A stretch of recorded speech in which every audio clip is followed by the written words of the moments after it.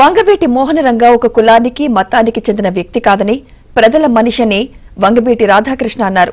ఏలూరు జిల్లా కొయ్యలగూడెం గ్రామంలో కాపు సేవా సమితి ఆధ్వర్యంలో ఏర్పాటు చేసిన వంగవీటి మోహనరంగ విగ్రహాన్ని వంగవీటి రాధాకృష్ణ ఆవిష్కరించారు.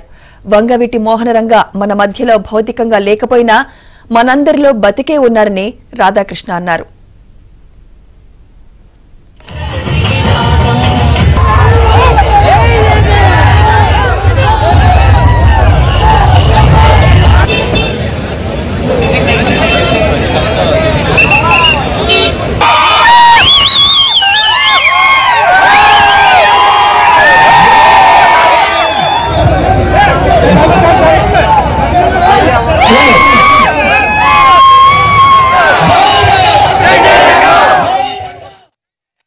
అభిమానంతో విగ్రహం ఏర్పాటు చేసిన తర్వాత ఆ నాయకుడు ఆశయ సాధన కోసం కూడా ప్రతి ఒక్కరు కృషి చేయాలి.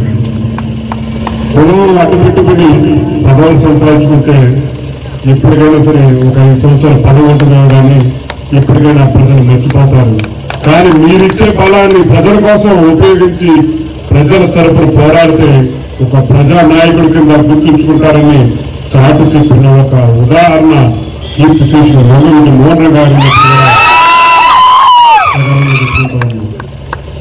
ఎన్నిసార్లు శాసనసభ్యులు చేసాం లేదంటే ఎన్నిసార్లు పదవులు చేసామని చెప్పని గొప్పది కాదు. ఉన్న కాలంలో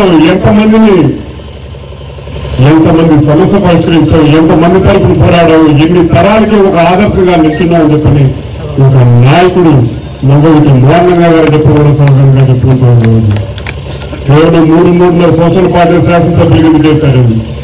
కానీ 3.5 దశాబ్దాల తర్వాత కూడా ఆయన పేరు చెప్పి ఒక ఐకమత్యంగా కార్యక్రమానికి ఇక్కడ స్వచ్ఛందంగా వచ్చారంటే ఆ సంఘ గారి అభిమానులందరూ కూడా ఇంత గొప్ప వాళ్ళు అని చెప్పి అందరికీ